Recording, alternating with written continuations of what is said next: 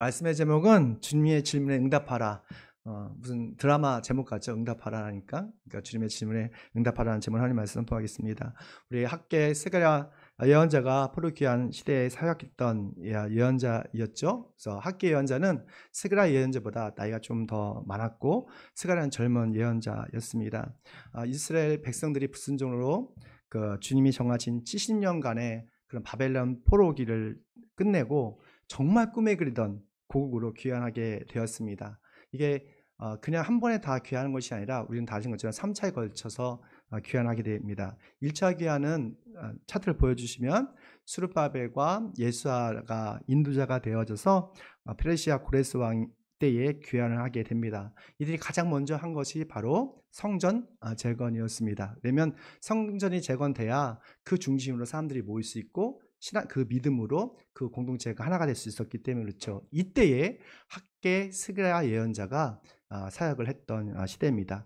2차 귀환이 있었어요. 그런 2차 귀환은 에스라가 인도자가 돼서 있는데요. 1차 귀환과 2차 귀환은 바로 80년의 기간이 있습니다. 이게 뭐 하루 이틀이 아니라 8년이 아닙니다. 80년이라는 긴 기간이 있습니다. 이 안에 에스더가 들어가겠죠. 여러 가지 이슬이 있었는데 이때 에스라가 이 에스라는 학사였고 아주 페르시아 아닥사스 당왕 1세 때에 아주 훌륭한 그리고 성경에 능통했던 사람이죠. 그래서 성경을 거의 암송하고 그를 가르치기 위해서 자신의 명예와 권력을 다 내려놓고 이스라엘로 귀환하게 됩니다. 그러고 나서 이분이 하신 것이 말하면 영적 회복을 위해서 크게 힘을 쓰게 됩니다. 그래서 영적 개건 3차 귀환 있죠. 444년인데 이때에는 1차 귀환 후 14년 정도 지난 후에 느헤미야 라는 그 분이 오셔서 귀환하게 됩니다. 이때도 아닥사스 왕 1세 때죠. 그래서 52일 만에 느헤미야는 그 성전이 아니에요. 성벽을 51일 만에 다 재건을 하고 백성들을 안전하게 지키고 사회, 정치, 경제 모든 시스템이 무너졌는데 이런 것들을 아주 잘 개혁을 해서 모든 백성들이 안전하게 살게끔 합니다. 이때가 바로 어떻게 보면 3차 귀환 때 성벽이 재건되는 시대였죠. 그래서 우리가 지금 성경을 읽고 있잖아요. 스가랴를 읽고 있는데 이런 배경을 가지고 우리가 성경을 읽을 때 지금 더 하나님께서의 마음과 뜻을 더 알 수 있다고 생각을 합니다. 우리 학계 스가랴 예언자는 백성들이 성전을 건축함에 있어서 많은 어려움이 있었어요. 주변 국가들도 방해가 있었는데 백성들에게 격려하고 그리고 힘을 북돋워서 성전을 짓게 되었던 것을 보게 됩니다. 학계 스가랴 예언자의 노력으로 이 수르바벨과 예수아와 백성들은 성전을 20년 만에 완공을 하게 되죠. 성전 재건을 통해서 귀환자들은 하나님 중심으로 신앙생활을 하게 됩니다. 그때에 그 베델에 있었던 한 통치자가 오늘 말씀 보면 사레셀과 레겜멜렉이라는 사절단을 그 스가랴 예언자에게 보내요. 우리가 금식을 해야 되냐 말아야 되냐 이런 말을 합니다. 그러면 베델 통치자였던 그 사람의 속마음 무엇이었을까? 그리고 하나님 질문에서 얻을 수 있는 영적 메시지는 오늘 무엇일까? 오늘 말씀 통해서 함께 살펴보기를 원합니다. 함께 있습니다. 우리는 질문하기 전에 주님의 질문에 응답해야 한다는 것이죠. 경건의 모습은 있지만 우리가 경건의 능력을 믿지 않는 사람들이 많습니다. 그들은 하나님의 어떤 하나님이 자신의 욕구를 채워주는 도구로서 생각하지 하나님이 기뻐하시 그 뜻을 이루고 실천하는 데는 별로 관심이 없죠. 그래서 하나님의 어떤 은혜보다는 하나님의 진노를 받는 경우가 많습니다. 오늘 본문 말씀 보면 사레살과 레겜멜렉이 귀환한 사람으로 이 베델 지역을 통치했던 행정가였어요. 그들은 사절단과 함께 예루살렘에 와서 우리 포로기에도 4대 금식을 했거든요. 4번에 걸쳐서 우리가 금식 기도를 했는데 우리가 이곳에서도 우리가 금식 기도를 해야 됩니까? 라고 말합니다. 그러나 이분들이 참 경건의 모습이 있죠. 어떻게 보면 사절단까지 다 보내서 이렇게 예언자에게 묻는 걸 보면 예의가 있는 것처럼 보입니다. 그런데 하나님께서는 그들의 마음을 아셨어요. 마음의 중심을 아시고 그들의 가식적인 경건한 삶을 책망하십니다. 우리 5절 말씀입니다. 함께 읽습니다. 너희가 지난 70년 동안 다섯째 달과 일곱째 달에 근식하여 애고하기를 하였으나 너희가 진정 나를 생각해서 근식한 적이 있느냐? 라고 말씀합니다. 이 말씀을 우리가 이해하기 위해서는 두 가지 궁금점이 있어요. 도대체 다섯째 달과 일곱째 달에 근식했다는데 이게 무엇일까? 왜 그들은 금식했을까? 라는 궁금증이죠. 그렇지 않습니까? 그래서 다섯째 달은 뭐가 있었냐면 그 바벨론 포로 있을 때에 예루살렘 성전이 파괴됐어요. 예루살렘 성전이 파괴된 것을 기억하기 위해서 다섯째 달에 항상 유대 사람들은 옷을 찢고 또한 그 재를 뒤집어 쓰고 슬퍼하며 금식하는 기간이 있었습니다. 그러니까 남일의 불순종을 통해서 완전히 성전이 불탔을 때 무너졌잖아요. 그것이 바로 다섯째 달이에요. 그리고 그 다음에 보면 일곱째 달이 있죠. 일곱째 달에 금식한 이유가 있습니다. 그건 뭐냐면 그달랴 총독이 암살된 날이 바로 일곱째 달이에요. 그달랴는 어떻게 보면 시드기야 왕이 죽은 후에 마지막으로 남아있는 총독이었습니다. 그러니까 바벨론 왕이 그달랴 총독을 통해서 그 남아있는 그 남유다를 좀 잘 관리하라고 놔뒀어요. 근데 그가 이스마엘에서 암살에 당합니다. 그걸 통해서 남아있는 그 남유다 사람들과 백성들은 엄청난 큰 충격을 받고 혼란과 공포를 느끼게 됐던 것이죠. 그것 때문에 그들은 하나님 뜻에 순종하기보다는 저 이집트 제국으로 내려가고 망명했던 것을 보게 됩니다. 그달랴의 죽음이 우리에게는 그냥 그런가 보다 생각하지만 그 유대 사람들에게는 엄청난 큰 충격이었어요. 그러니까 소망의 작은 씨앗 불씨도 사라지는 그런 충격이었던 것이죠. 그래서 포로시대 사람들은 그날이 되면 다섯째 달 그리고 일곱째 달이 되면 항상 슬퍼했습니다. 그리고 눈물을 흘리고 옷을 찢고 재를 뒤집어 쓰면서 고행하는 그런 금식 기간을 지냈던 것이죠. 백성들은 삶의 변화는 없지만 그런 외형적인 그런 금식 기도, 경건의 삶을 통해서 하나님께서 그들을 용서해 주시겠지, 축복해 주시겠지, 그리고 회복해 주시겠지, 그런 막연한 기대감으로 살았던 것을 보게 돼요. 사실 백성들은 경건의 모습은 있어요. 그런데 경건의 능력은 무시하는 사람이었죠. 하나님은 자신의 만족 그리고 성공만을 위한 금식 기도는 하나님이 기뻐하시는 경건한 삶이 아니라고 말씀하고 있어요. 그들은 금식 기도와 같은 경건한 모습에서도 하나님의 영광이 아니라 자신의 영광, 자신의 의로움을 더 드러내고 싶었던 것이죠. 그러면 하나님께서 기뻐하시는 그런 금식 기도 좀 더 풀었으면은 경건의 삶, 신앙생활은 무엇일까? 바로 이사야서 58장 6절에 말씀하고 있습니다. 내가 기뻐하는 금식은 부당한 결박을 풀어주는 것, 멍에 줄을 끌어주는 것, 압제받는 삶을 풀어주는 것, 모든 멍에를 꺾어버리는 것, 바로 이런 것들이 아니겠느냐라고 말합니다. 그러니까 우리 일상에서 하나님의 공의와 정의를 실천하는 것이 경건의 삶, 하나님 기뻐하시는 금식이라고 말씀하고 계신 것이죠.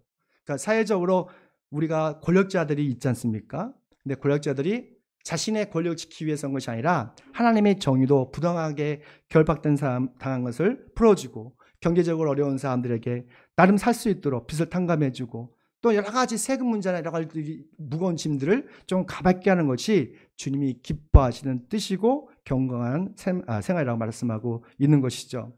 하나님은 금식기도로 자신의 경건한 모습을 드러내는 외식적인 백성들에게 이런 질문을 하고 있어요. 너희가 진정 나를 생각하여 금식한 적이 있느냐? 이건 정말 하나님께서 우리에게 물으시는 진지한 응답이죠. 우리가 신앙생활을 해도 날 나와서 예배를 드리고 찬양하고 헌금을 하고 다 하잖아요. 봉사도 하잖아요. 근데 이것이 나의 경건의 모습을 통해서 나의 필요를 채우려는 그런 욕구를 채우기 위한 어떤 도구이냐, 아니면 정말 하나님이 기뻐하시는 하나님의 영광을 위해서 사용하고 싶은 그런 마음이냐, 이런 것이죠. 우리 모두가 하나님이 기뻐하시는 그런 예배드리기를 축원합니다. 우리가 매일마다 함께 와서 예배를 드리잖아요. 그 예배 드릴 때 정말 하나님이 기뻐하시는 것은 나 중심이 아니라 하나님 중심으로 생각하는 거예요. 그러니까 너가 진정 나를 생각해서 금식하느냐, 나를 생각해서 예배를 드렸느냐라고 응답할 때에 나 중심이 아니라 하나님 중심, 즉 일 중심이 아니라 바로 하나님 중심으로 우선순위가 바뀌는 겁니다. 하나님 중심으로 사는 사람은 무슨 일을 하든지 나보다는 하나님이 원하시는, 정말 하나님의 감정과 하나님의 마음을 먼저 생각하는 것이죠. 그렇게 행동하는 거예요. 우리 여러분 아이를 낳아서 알잖아요. 그 아이가 없다가 아이를 낳으면 어떻게 됩니까? 나의 시간, 재정, 또 여가 시간, 이 모든 것이 다 올스탑 돼요. 그리고 아이에게 집중할 수밖에 없어요. 우선순위가 바뀌는 거예요. 나의 인생에서 아이의 우선순위로. 그러면 아이를 돌봐야 되니까, 사랑하니까. 우리가 진짜 하나님을 먼저 생각하는 사람은 하나님이 정말 좋아하는 것을 넘어서 하나님께서 사랑하는 것을 하는 사람이죠. 우리 김병삼 목사님이 쓴 모든 날이 은혜스럽다라는 책을 요즘 읽고 있는데 참 큰 감동을 받고 있어요. 그분의 이 책의 핵심은 좋아하는 것과 사랑하는 것을 좀 지혜롭게 구별했던 것을 보고 큰 감동을 받았습니다. 우리 함께 읽어볼까요? 시작. 꽃을 좋아하는 사람은 그 꽃을 꺾지만 꽃을 사랑하는 사람은 물을 준다 라는 말씀을 하시더라고요. 그래서 좋아하는 것과 사랑하는 것에 참 거의 비슷한 것 같은데 큰 차이가 있는 거예요. 우리가 누군가를 좋아하는 것은 나의 감정, 우리의 감정에 충실하죠. 그리고 우리가 누군가를 사랑한다고 할 때는 나의 감정이 아니라 상대의 감정에 충실한 거예요. 그러니까 우리가 누군가를 좋아하면 좀 내가 누군가 좋아하면 욕심이 생기고 누군가 내가 사랑하면 나의 욕심을 내려놓는 것이죠. 근데 저는 우리 아이들을 사랑한 게 아니라 좋아했던 것 같아요. 제가 예전에 일본으로 선교여행 갔다 왔는데 제 딸이면은 만년필을 좀 가격이 싸더라고요. 그래서 만년필을 사왔어요. 제가 너무 좋은 거예요, 그게. 그래서 우리 아이들이 주면 좋겠지. 줬더니 하나도 안 쓰고 그냥 어디다 방치해버리더라고. 그러니까 제가 너무 좋아서 우리 아이도 좋겠지 한 거예요. 근데 우리 아이는 그걸 좋아하지 않더라는 거예요. 정말 우리가 누군가를 사랑하게 되면 내가 좋은 게 아니라 상대가 좋아하는 것을 하는 거예요. 우리가 여러분 하나님 좋아하시죠? 예수님 좋아하시잖아요. 근데 좋아하는 수준에서 머물면 안 돼요. 좋아하는 수준에서 사랑하는 수준으로 좀 넘어가야 돼요. 우리 신앙생활도 어떤 사람은 하나님을 참 좋아하는 분이 계세요. 근데 주님께서는 우리가 사랑하기 원해요.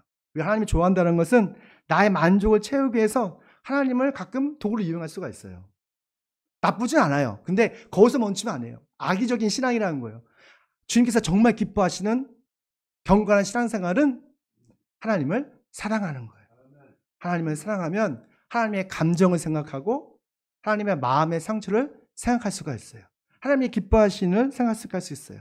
그러면 통해서 우리의 믿음이 더욱더 성장하게 되고 영적인 성숙을 가져오는 것을 보게 됩니다. 정말 주님을 우리가 좋아하는 것도 좋지만 사랑하는 저희는 시를 축하합니다. 우리 여러분의 자녀들도 좋아하는 것도 좋지만 사랑하십시오. 그 아이를 통해서 나의 만족이 채는 것이 아니라 그 아이들이 정말 하나님이 기뻐하시는 것, 정말 그 아이들이 주님 안에서 기뻐하는 것을 하도록 하는 것이 얼마나 주님께서 기뻐하실까를 생각하셨으면 좋겠습니다. 예수님은 우리를 좋아하신 것이 아니라 사랑하셨어요. 그래서 자신의 생명까지도 기꺼이 십자가 내려 놓으셨던 것이죠. 이것이 바로 진정한 사랑입니다. 사랑하는 성도 여러분, 너희가 진정 나를 생각해서 금식하고 적이 있느냐라고 오늘 이 시간 주님께서 부르십니다. 그 질문에 정직하게 응답하기를 소망합니다. 단지 우리의 어떤 성공과 만족을 위해서 하나님을 좋아하는 것이 아니라 하나님이 기뻐하시는 그런 삶을 살기 위해서 우리가 하나님을 사랑하는, 그래서 예수님처럼 꽃을 꺾는 사람이 아니라 꽃에 물을 주는 성숙한 그리스도인 되길 축원합니다. 우리 두 번째입니다. 함께 있습니다. 우리는 아멘. 그러니까 정의와 사랑과 긍휼이 하나님께서 가장 기뻐하시는 거더라고요. 성경을 천천히 읽어보면 사랑과 정의 어디 충돌될 수 있지만 서로 보충 관계임을 보게 됩니다. 주님의 질문에 응답하는 사람은 주님의 뜻에 순종하는 사람이죠. 하나님께서 기뻐하신 세 가지 신앙의 핵심 키워드를 우리에게 주셨습니다. 우리 9절 말씀이죠. 함께 읽습니다. 나 만군의 주가 이렇게 말한다. 너는 공정한 재판을 하여라. 서로 관용과 자비를 베풀어라. 라고 말씀하셨어요. 이 말씀이 이게 공정한 재판, 즉 정의잖아요. 정의. 그리고 관용. 그 어떻게 보면 인애, 사랑이고, 이것을 좀 제가 히브리어로 좀 해봤는데, 정의가 미시파트라는 그 히브리어입니다. 저스티스죠. 보여주시겠어요? 그리고 인애는 헤세드 많이 들어봤잖아요. 그러니까 멈추지 않는 사랑, 그죠? 친절, 자비. 사랑은 친절한 거잖아요. 그리고 긍휼, 정말 애정, 컴패션, 이 세 가지를 의미하고 있습니다. 첫 번째 보니까 정의롭게 행동하라고 말하고 있어요. 그러니까 우리가 정의롭게 행동하기 위해서는 나름 그 행동 기준이 있어야 하잖아요. 우리나라는 뭐가 있습니까? 법이잖아요. 헌법이 모든 것의 기준이 되잖아요. 그러나 하나님을 믿는 사람에게는 뭐죠? 바로 성경 말씀이 우리 삶의 기준이 되는 거예요. 그래서 이것이 다르다 하면 틀린 거고, 성경이 맞다 하면 맞는 거예요. 그렇지 않습니까? 세상법이 동성애를 찬성할지라도 성경이 아니다 하면 하나님의 백성들은 어떻게 돼요? 아니다 라고 말할 수 있어야 돼요. 우리의 감정하는 건 아무 상관이 없는 거예요. 주님께서 그렇게 말씀하시니까. 스가랴 예언자가 활동한 시대가 1차 포로 기회한 시대였잖아요. 성전이 건축이 안 돼서 20년째 연기되고 있었고, 사회적으로, 정치적으로, 경제적으로 너무 양극화가 심해졌던 시대였습니다. 권력 있는 사람 더 권력자가 되고, 돈 있는 사람은 더 돈이 얻기 위해서, 독점하기 위해서 정말 힘없고 가난한 사람들을 억압하고 힘들게 했던 것을 보게 돼요. 이러한 시대 때에 주님께서는 너희들은 정의롭게 판단하고 행동하라고 말씀하고 있는 거예요. 주님이 기뻐하는 경건한 사람은 대부분 혁신가였어요. 개혁자였어요. 혹시 윌리엄 윌버포스라는 영국 정치인을 아십니까? 그분은 그 영국에서 정말 젊어서 정치로 성공을 했어요. 근데 그분이 정치가로서 성공했지만 마음에 공고만 있을 때에 성경을 읽으면서 하나님의 뜻을 알게 됩니다. 그 당시에는 정말 산업혁명이었기 때문에 영국이 세계에서 넘버원이었어요. 미국 이상의 그런 강력한 군사력과 경제력을 갖고 있었죠. 많은 사람들이 막대한 돈을 벌었어요. 특히 노예 시장, 노예 무역을 통해서 많은 돈을 모았습니다. 그 돈으로 어떻게 했냐면 금융가나 어떤 상인들이 정치 자금으로 많이 보냈어요. 그러니까 커넥션이 있었던 것이죠. 근데 이 노예 제도가 대부분의 사회적으로 또 많은 대부분의 그 목회자들조차도 묵인하고 있었던 그런 때예요.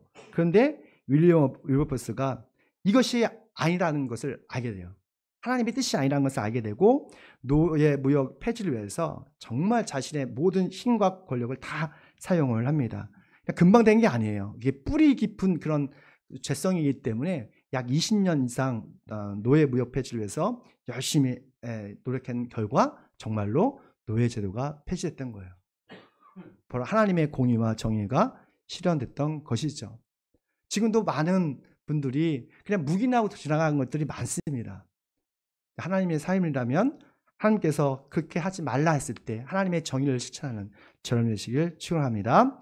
우리 주변에 많은 정치적인 또한 사회적인 부패가 있잖아요. 그것은 사실 믿음의 사람들이 하나님의 공의와 정의를 실천하지 않기 때문에 그래요.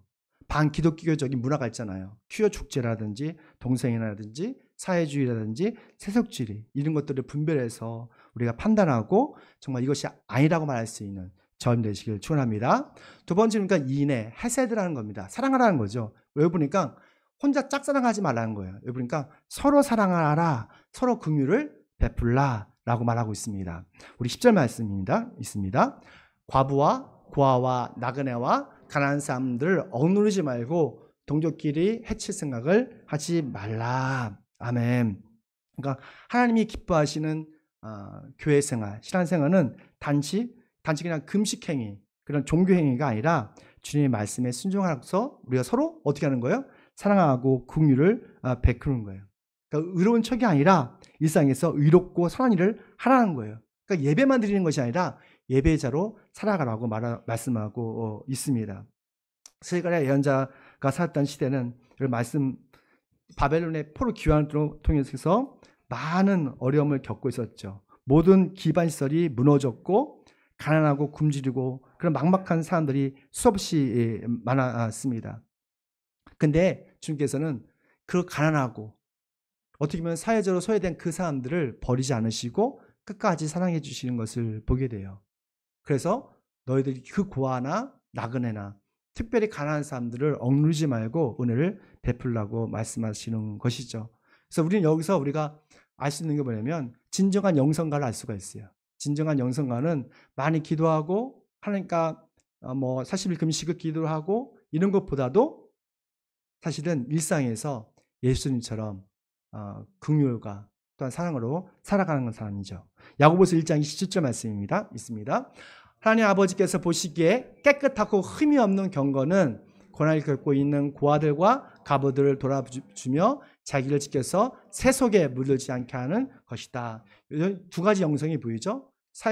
개인적인 영성, 그러니까 세속에 내가 물들지 않도록 자기를 지키는 것. 두 번째는 사회적인 영성이에요. 내가 일상에서 사회적으로 힘든 사람들을 도와주고 붙잡아주는 것, 그리고 그들을 섬겨주는 것, 이것이 바로 사회적인 영성이죠. 예수님께서는 이런 영성을 기뻐하신다고 말씀하고 있습니다. 그래서 예수님께서는 심지어 이런 정말 어떻게 보면 사회적인 약자들을 우리와 같은 좀 약간 연약하고 부족하고 또 없는 사람들을 어떤 돌봐주기 위해서 그 사랑을 베풀기 위해서 그 안식일까지 범했어요. 복음서를 보면 예수님께서 사실 바리새파 사람들도 율법학자들도 예수님이 혹시 메시아가 아닌가? 라는 생각을 했어요. 왜냐하면 그 가르침이나 기적과 표적이 너무너무 놀랐거든요. 그런데 그 바리새파 사람들이 율법학자들이 예수님을 정말 싫어하는 이유가 있어요. 안식일을 자꾸 넘나드는 거예요. 자꾸 안식일에 병든 사람들 치료해주고 배고픈 사람들에게 먹을 걸 주고 좀 가난한 사람들을 회복하는 그런 일을 하는 거예요. 복음을 전하시는 거예요. 그러니까 예수님 입장에서는 아버지가 일하시기 때문에 나도 일한다는 그런 마음으로 하셨는데 그 율법학자들과 바리새파들은 그게 너무도 못마땅한 것이죠. 그래서 예수님은 십자가에 못 박아 죽였던 거예요. 예수님은 저와 여러분 같은 어떻게 보면 연약한 사람들을 사랑하셨기 때문에 또 우리를 돌봐주기 위해서 십자가에 달려 죽으신 것이죠. 사랑하는 성도 여러분, 하나님이 기뻐하시는 경건한 삶을 살기를 축원합니다. 하나님께서 놀라운 축복과 보상을 받기 위해서 경건한 삶이 아니라 정말 하나님이 기뻐하시는 그런 사랑과 긍휼을 베푸는 통해서 성결한 영성가들이 되시길 축원합니다. 마지막입니다. 함께 있습니다. 우리는 차돌과 같은 교환 때문에 주님 말씀에 응답하지 못한다. 왜 우리는 이렇게 하나님의 뜻을 알았잖아요. 건강한 삶이 무엇인지를 알았잖아요. 그런데도 불구하고 지식으로 아는데 이 마음이 따르지가 않아요. 좀 주변 사람들에게 친절 베푸고 싶고 사랑도 베푸시고 긍휼을 베푸고 싶은데 잘 안 돼요. 그것은 차돌 같은 그런 교만한 것이 우리 마음에 자리 잡고 있기 때문에 그렇습니다. 우리 11절 말씀을 함께 읽어볼게요. 주님께서 이렇게 말씀하셨으나 사람들은 듣지 않고 등을 돌려 거역했다. 들으려고 하지도 않았다. 아멘. 누군가 여러분의 말을 할 때에 등을 휙 돌리고 나가버리면 어떻겠어요? 지금 다 나가고 계신데 그건 아니죠? 왜 그러면 기분이 좋아요, 싫어요? 좋지 않죠. 상하죠. 네가 나를 무시해? 라는 생각이 들 거예요. 근데 대부분의 그리스도인들이 하나님을 그렇게 무시한다고 말하고 있는 거예요. 그러면 우리가 언제 주님의 말씀에 귀를 막고 등을 돌리는 무례한 행동을 했을까?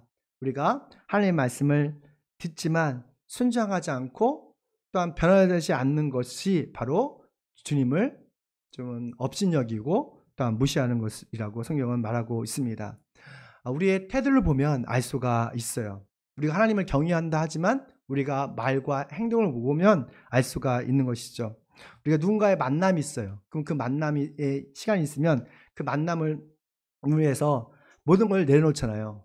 직장인들은 몇 시에 출근하죠? 적어도 9시 출근하기 때문에 반드시 9시를 지킵니다. 우리 학생들도 9시 지키잖아요. 그런데 영화도 그렇더라고요. 영화 시간도 공연 시간도 그렇죠. 제가 비행기 타러 가려면 2시간 전에 에어포트에 가서 기다렸습니다. 근데 왜 우리가 예배 시간은 잘 지키지 못할까? 라는 생각을 하게 돼요. 이런 것이 어떻게 보면 우리의 시간적인 그것들을 주님께 드리지 못하는 것, 그것이 하나님을 무시하는 것이 아닌가라는 생각을 하게 됩니다. 우리 12절 말씀 보겠습니다. 읽습니다. 사람들은 마음이 차돌처럼 굳어져서 만군의 주님께서 이전 예언자들에게 당신의 영을 부어주신 법과 말씀 듣지 않았다. 그래서 만군의 주께서 크게 눌러졌다. 아멘. 그러니까 차돌 같은 마음이 있다는 거예요. 차돌 같은. 그 당시 차돌은 칼로 썼대요. 유용한 칼날로, 견고한 있기 때문에. 근데 사람들은 이 차돌로 칼날을 만들어 사용했는데 그 차돌 같은 단단한 그런 마음이 우리 안에 있다는 것이죠. 그게 바로 교만한 마음이에요. 이 교만 때문에, 이 교만한 마음이 내게 있기 때문에 하나님의 말씀을 들을 수가 없는 거예요. 들어도 순종할 수가 없는 거예요. 적용할 수가 없는 거예요. 그래서 하나님께서 예배하신 풍성한 삶을 누리지 못하죠. 하나님을 알지만 하나님의 진노의 대상이 되어있는 그런 불쌍한 존재가 되는 것이죠. 그러면 우리의 마음속에 있는 이 차돌 같은 이 교만한 마음을 어떻게 겸손한 마음으로 바꿀 수 있을까? 무엇일까요? 무엇보다도 우리가 주님 앞에서 회개하고 돌아와야 돼요. 정말 중요합니다. 주님께 회개하고 돌아온 거. 인식적으로 들어온 것이 아니라 눈물로 주님께 돌아왔을 때 주님께서는 우리의 교만한 마음을 부드럽게 하십니다. 예수님께서 정말 일상에서 거칠고 힘들게 사는 사람들에게 수고하고 무거운 짐진 자들아 다 내게 오라. 그럼 너희는 쉼을 얻을 거야. 마음의 온유함과 나는 마음에 온유하고 겸손하니 내 명예를 매. 그러면 너희는 마음에 쉼을 얻을 거라고 약속하셨어요. 예수님 이 말씀을 믿고 우리가 주님께 돌아왔을 때 우리 마음에 뭐가 얻는다고요? 마음에 쉼과 자유를 얻는다고 말씀하고 있습니다. 그러면 성령님께서 우리 차돌 같은 이 차가운 그리고 견고한 이 마음을 조금씩 깨뜨리고 부드러운 마음으로 변화시켜 주시는 거예요. 오늘 이 시간 성령님께서 우리의 마음에 충만하게 충만합니다. 그래서 이 차가운 이 차돌 같은 마음이 부드러워졌으면 좋겠어요. 에스겔서 36장 26절 말씀 우리 함께 읽어보겠습니다. 우리 함께 집중해 주실래요? 잠깐 보십시오. 있습니다. 시작. 너희가 새로운 마음을 주고 너희 속에 새 영을 넣어주며 너희 몸에서 돌과 같은 굳은 마음을 없애고 살갗처럼 부드러운 마음을 주며 너희 속에 내 영을 주어 너희가 나의 모든 율대로 행동하게 하겠다. 아멘. 그러니까 중요한 것은요. 새로운 영이에요. 이게 뭐죠? 주님의 영. 더 쉽게 말하면 성령께서 우리 마음을 터치해 주시는 거예요. 우리가 주님께 돌아와서 기도하고 회개하면 우리 마음의 중심이 주님께 고정되게 됩니다. 그러면 자연스럽게 성령께서 우리의 마음을 터치하시고 우리 마음의 중심에 들어오셔서 우리 마음을 주장하시는 거예요. 그리고 우리 딱딱한 이 차도 같은 마음을 부드러운 옥토로 만들어주세요. 그러면 30배, 60배, 100배 이 풍성한 하나님께서 예비하신 그 풍성한 열매를 맺을 수 있다고 성경은 말하고 있습니다. 사랑하는 성도 여러분, 이제 차돌처럼 차갑고 견고한 마음을 예수님께 내놓기를 소망합니다. 그래서 예수님 말씀에 청정하지 못했음을 오늘 솔직하게 회개하시고 예수님께 돌아오기를 바랍니다. 그러면 주님께 성령을 통해서 정말 우리의 마음을 겸손하고 부드러운 마음으로 변화시키셔서 지금까지 누리지 못했던 엄청난 하나님의 풍성한 그런 삶을 누리게 하실 것입니다. 우리 찬양하시고 주님의 사랑을 다시 한번 찬양하시고